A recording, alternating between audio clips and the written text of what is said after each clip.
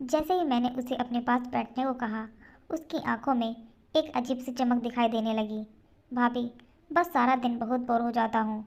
मैंने दिल में कहा कि मैं तो तुमसे भी ज़्यादा बोर हो रही हूँ। एक तुम ही तो हो जो मेरी अंदर की आग को बुझा सकते हो। कहने लगा, अम्मा तो सो रही हैं, सोचा आपके साथ आकर गपशप कर लेता हूँ। और पूछने लगा, भाभी, भैया कब तक आएंगे? मैंने कहा, वह 1-2 हफ्ते में आ जाएंगे। मैंने समीर से पूछा, तो तुम ऐसे क्यों पूछ रहे हो? ताकि हमारे बीच कोई ना आ सके। मैंने अपने देवर से पूछा, मतलब क्या है तुम्हारा इस बात का? उसने मेरे दोनों हाथों को थाम लिया। मैं समझ चुकी थी कि मेरे साथ किस बारे में बात कर रहा है। फिर समीर मुझसे कहने लगा, भाभी प्लीज़ मेरी मदद करें कि शायद उसे किसी चीज़ की ज़रूरत हो। मैंने पूछा, समीर तुम्हें क्या हुआ है? तुम्हें क्या चाहिए? कहने लगा, भाभी प्लीज़ मुझे सुकून दे दो। मुझे उसकी सारी बातें समझ आ रही थी कि वह मुझसे क्या मांग रहा था। मैंने उसके अंदर कुछ तब्दीली नोट कर ली थी।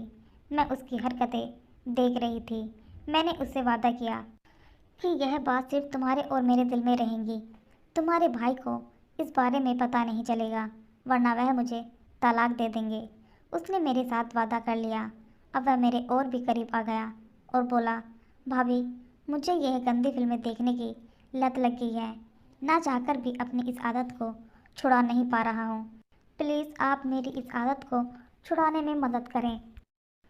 प्रिया तो कुछ और ही समझ चुकी थी, लेकिन उसका सारा भ्रम अब दूर हो चुका था।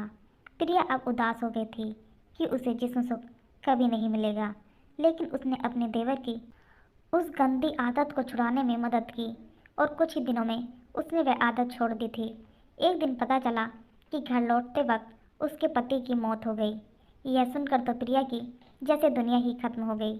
समीर ने अपनी भाभी को संभाला और माँ के कहने पर उसने अपनी भाभी से शादी कर ली।